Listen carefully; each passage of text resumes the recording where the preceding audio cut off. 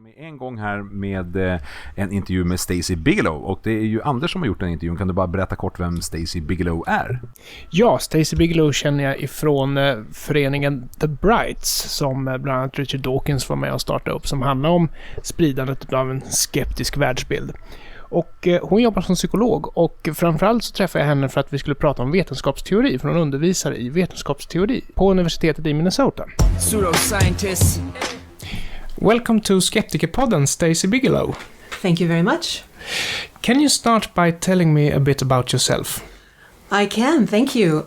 I am a psychologist and a faculty person from the United States, and of course, a skeptic, and have heard many wonderful things about your podcast, and am really excited to be here, and so thank you for having me. Can you tell me about your background and training in psychology? Sure. From what I understand, it's a little bit different than what it is in Sweden. In the United States, there are many ways to be of help to other people.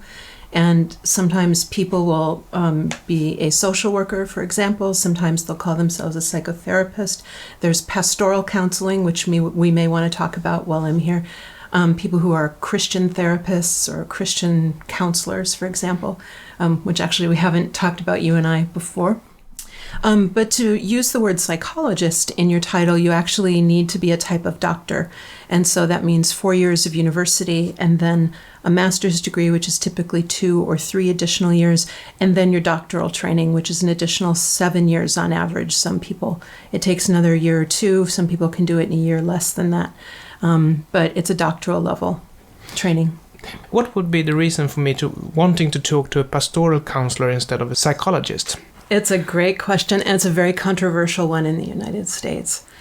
There are some people who are very religious who feel that the only people who can help them are people who are other Christians, and that if you can't use the Bible in therapy, then it won't be helpful. Would the quality of the pastoral counseling be like the same as other psychologist would give? Usually their training is much less than a regular psychologist who's a doctoral level. Some people are pastoral counselors with almost no training in counseling, and they're working under an unregulated term, which is a counselor. And so they may have only minimal training in counseling or no training at all, and only training in Christian theology, or maybe even none of that either. And that they're just practicing based on calling themselves a Christian counselor.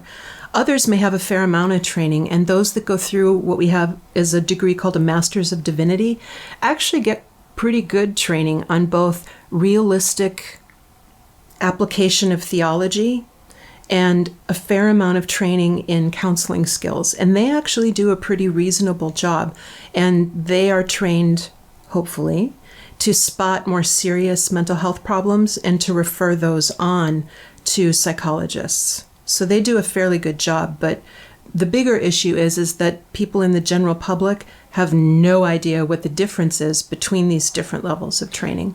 Would you call it therapy, what they provide? Would I? Yes. No. Would they? Yes. So in theory, I could be an atheist counselor. A psychologist can.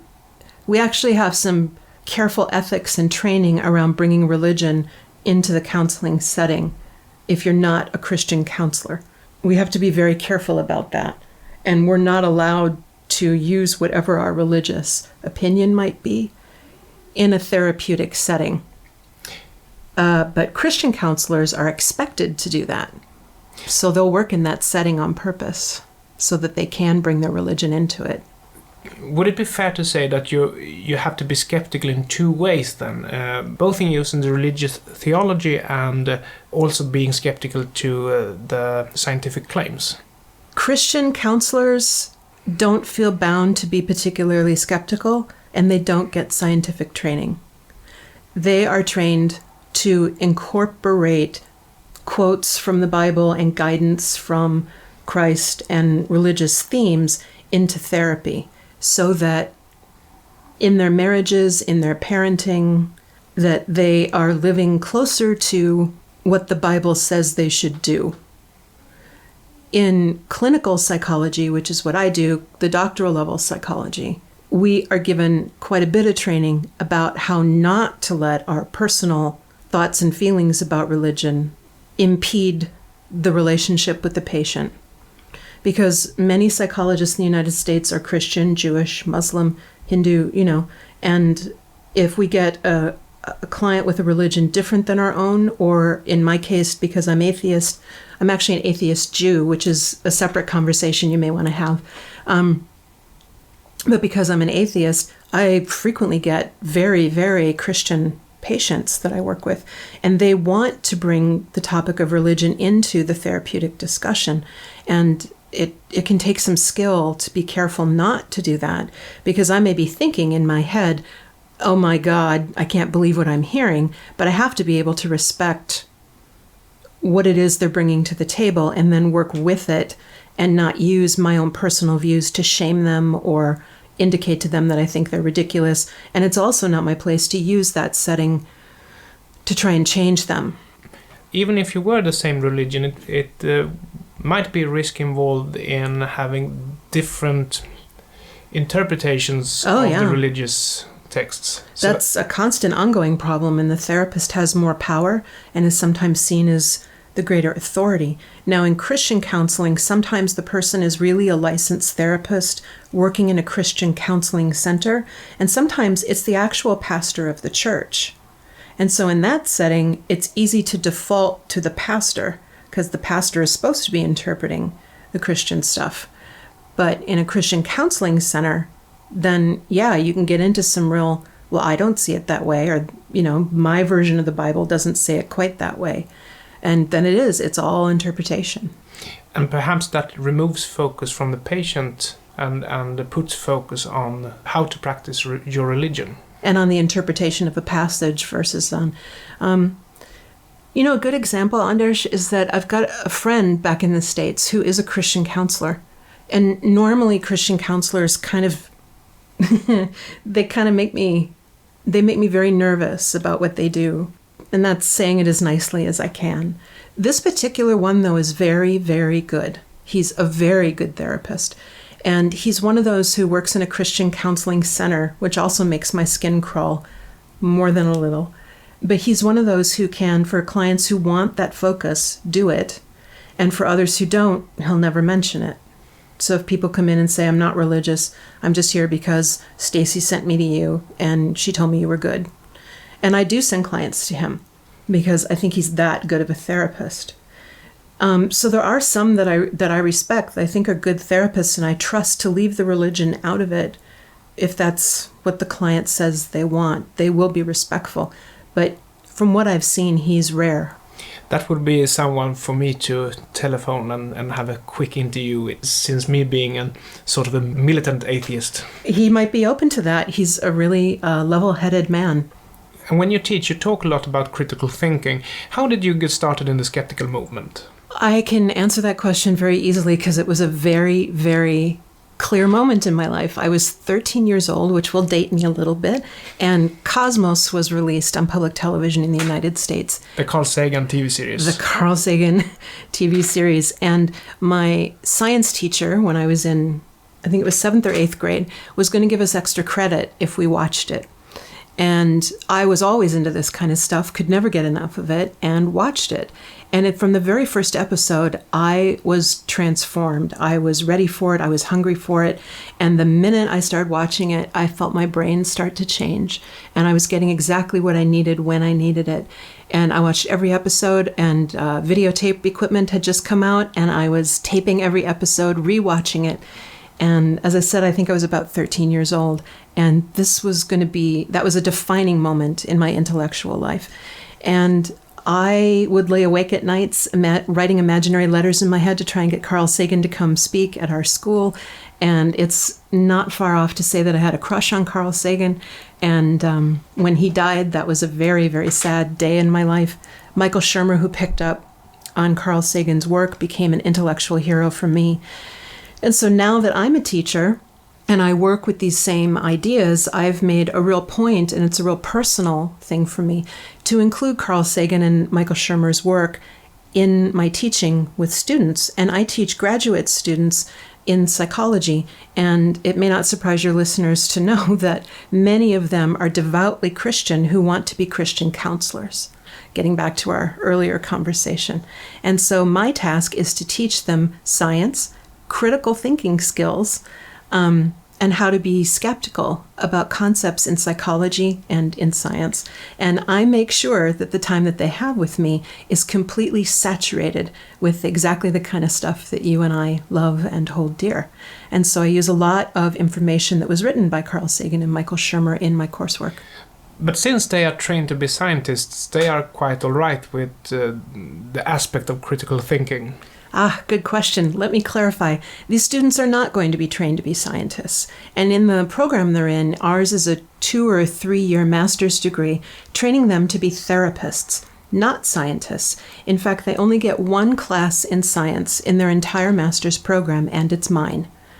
And so most of the other classes are not only not based on science, many of the other faculty members in our program are sort of anti-science, that therapy should be done strictly as an art form. And you can imagine how I feel about that. And so because they only get one class out of 25 classes that is science-based, I make sure I'm the only person who actually gets a hold of their brains and has a very short semester to actually mold it and shape it and train them. So this is their one class in science. Does it work? Do you make an impression? I like to think I make a very big impression. And I've definitely had some amazing feedback from students. It's not at all uncommon. Of course, I try to make it fun. I try to make it interesting. I try to challenge them to think beyond themselves, stretch beyond themselves intellectually, and provide the same sort of tone and excitement that Carl Sagan did for me. Because that's what got me to be excited about it. If Carl Sagan or Michael Shermer or any other of the really amazing intellectuals that formed me had come at it with something that was shaming or telling me I was dumb, because I was raised religious as a young girl, if they'd come at it sort of aggressively or argumentatively or I'm better than you, I never would have had the open mind to be able to take any of this.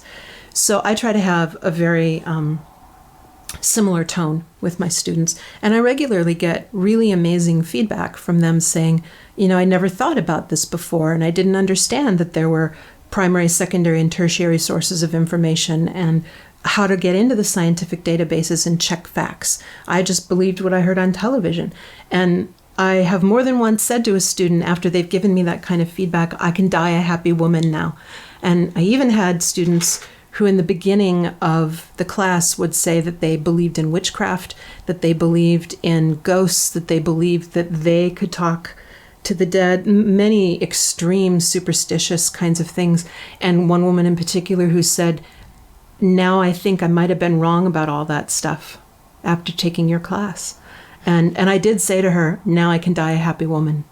That is an acknowledgement to you. Yeah.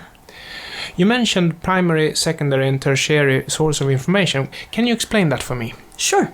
In scientific language, we have ways of separating information based on how credible it is and how much rigor went into developing it. So we have primary, secondary, and tertiary information. These are the different categories that we use to separate out information. Primary information is by far the most rigorous. This is information that was generated scientifically. So primary information are the scientific articles that appear in scientific journals. In other words, they've been peer-reviewed, they've been generated using the scientific method.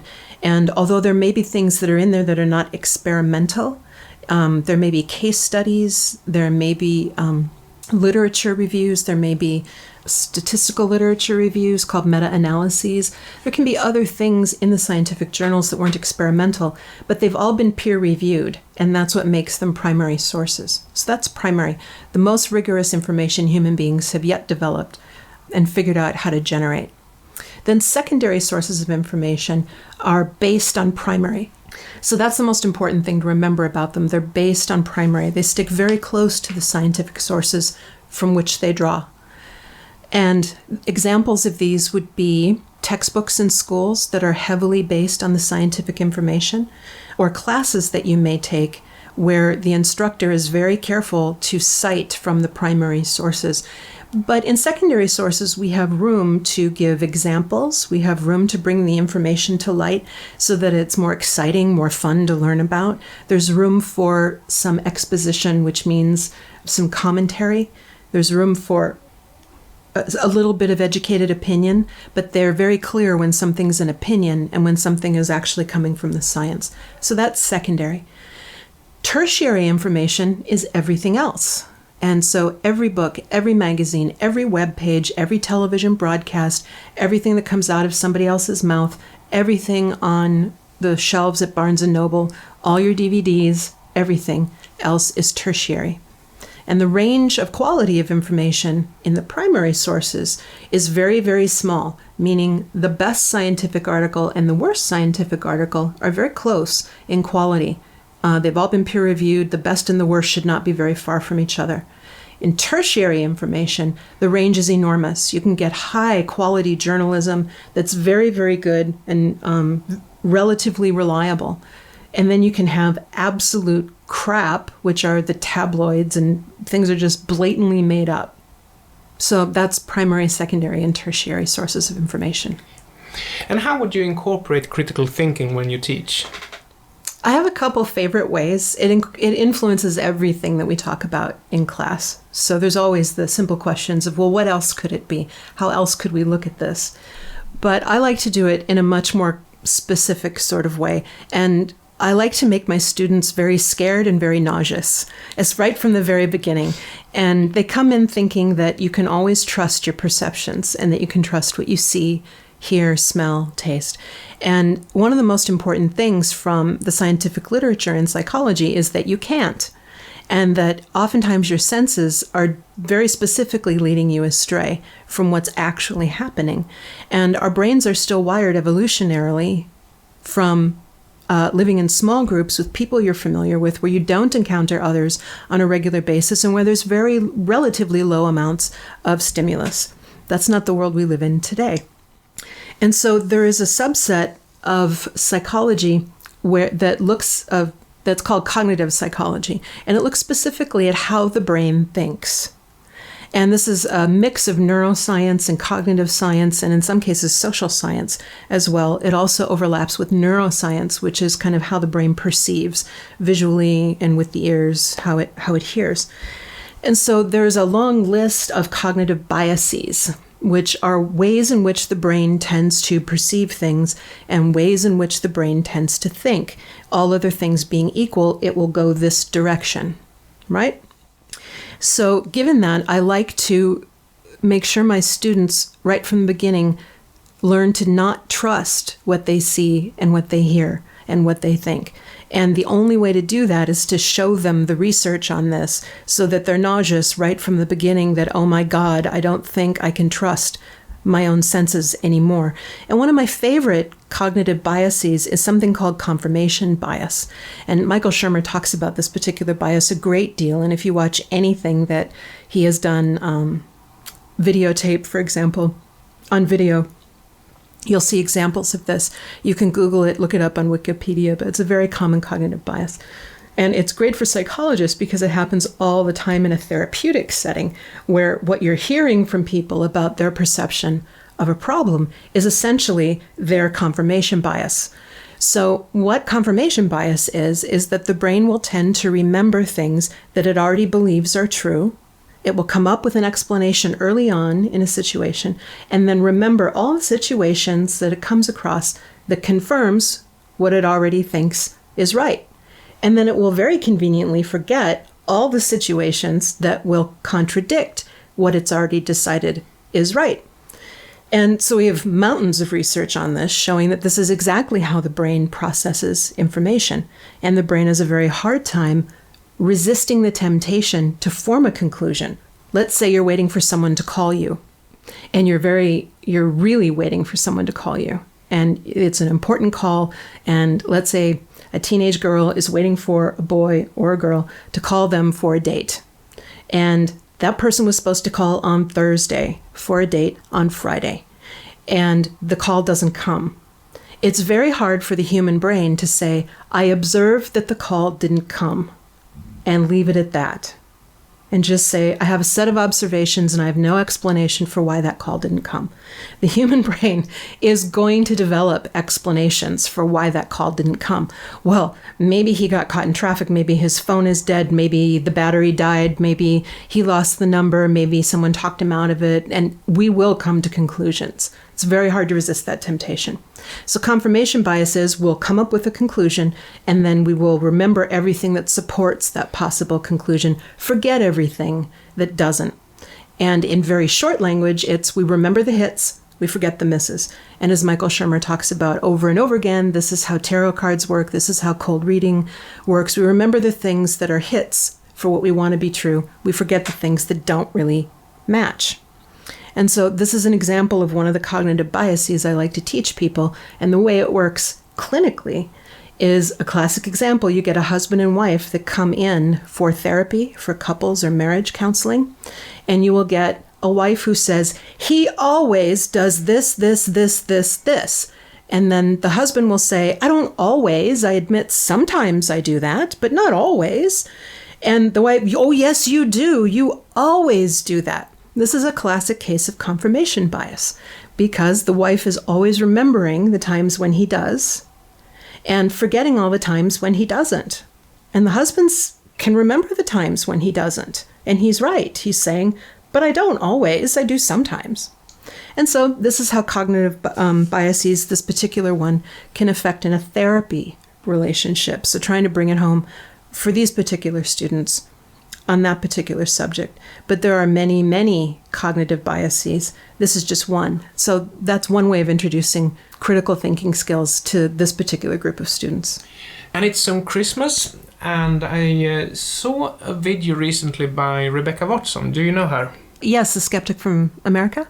And she showed a trailer on a movie that brought up a conflict between someone who would want to say Happy Holidays and someone who would say Merry Christmas. What is that all about? Is that a real conflict you have in America? Oh, yes. It's very much a real conflict we have. Oh, it is? Yeah. It's like in the last 5 years or so. I may have that a little wrong, but that's a rough guess. And I'm not sure of the origin, but my perception is that it started when one of our conservative television programs, that would be Fox News, I think, started something that they called a war on Christmas. And they were telling their viewers that by saying Happy Holidays, it was actually a planned attack on Christmas to take, and this is their quote, Christ out of Christmas. Oh. Yeah. And why would it be a problem to say Happy Holidays? Because that would work for everyone regardless of religion. Well, I didn't say it was rational. I just said this is what happened. With the broadcast, in addition to saying people are deliberately trying to take Christmas away from you, and you have to defend Christ, you have to defend Christmas, and in order to do that, you have to be willing to say Merry Christmas. You would set an example. Very much so, yes, thank you. And so by saying Merry Christmas, you would be defending Christianity, that this was going to be a form of activism, of Christian activism. And this became so popular, I'm sorry to say, that it started showing up in bumper stickers. It started showing up on people's Facebook status lines, Keep Christ in Christmas, Merry Christmas. And it's reached a point in the United States now that what was usually saying Happy Holidays every time you went to the coffee shop and got your coffee, every time you went to buy gas for your car, which is a lot in the United States, and anytime you went to buy anything or have a social transaction of any kind, you would always say Happy Holidays. And of course, we have so many religions in the United States. There was Hanukkah at that time of year, there's New Year's, there is Kwanzaa, I'm still not sure I understand what that is, and then Christmas, that Happy Holidays seem the most reasonable way to acknowledge and then not offend anyone.